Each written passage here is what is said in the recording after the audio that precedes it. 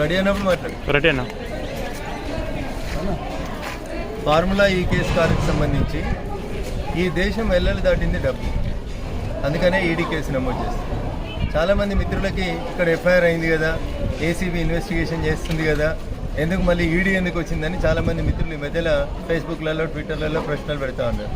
మిత్రులందరూ అర్థం చేసుకోవాల్సింది ఏంటంటే, ఎలక్షన్ కోడ్ ఉన్నప్పుడు, ఆపద్ధర్మ ప్రభుత్వం నడుస్తున్నప్పుడు ఏ ఒక్క రూపాయిని ఖర్చు పెట్టాలంటేనే ఎన్నికల సంఘం అధికారం యొక్క అనుమతులు తీసుకున్న తర్వాత పని జరగాలి. కానీ ఎన్నికల కోడ్ అమల్లో ఉన్నప్పుడు ఆపద్ధర్మ మంత్రిగా ఉన్నటువంటి కేటీఆర్ గారు భారత ప్రభుత్వానికి, రిజర్వ్ బ్యాంక్ ఆఫ్ ఇండియాకి చెప్పకుండా ఈ రాష్ట్ర సొమ్ముని ఈ దేశం ఎల్లలు దాటించి కొన్ని ఫారిన్ కంపెనీస్ పంపడం జరిగింది. అందుకని దాంట్లో ఈడీ కేసు నమోదవుతుంది.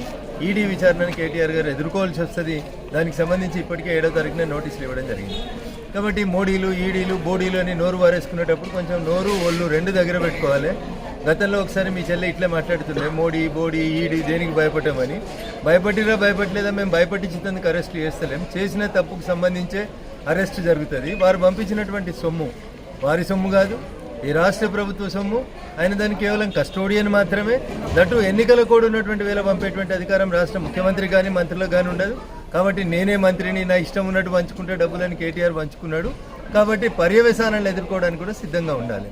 మరి అరెస్ట్ చేయి, నేను హైదరాబాద్లోనే ఉన్నా అని ట్విట్టర్లో పెట్టినట్టు ఇల్లు ఎందుకు ఇవ్వాలి, మళ్ళీ కోర్టులో కురికి బెయిలీ రిక్వెస్ట్ చేయనని ఎందుకు పరిగెడతా ఉన్నావు? ధైర్యం ఉంటే ఒకసారి లోపలికి పోయి చూసి వస్తే తెలుస్తుంది మోడీ, ఈడీ, బోడీ ఎట్లుంటుంది అనేది ఒకసారి అర్థమవుతుంది. Thank you.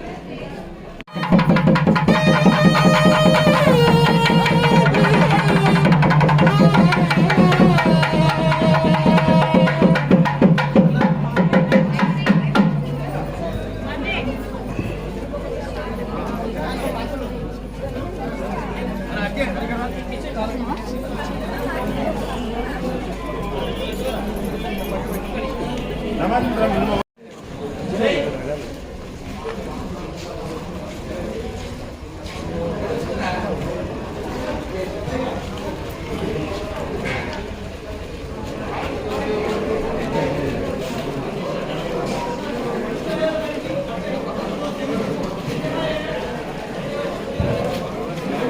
kasih.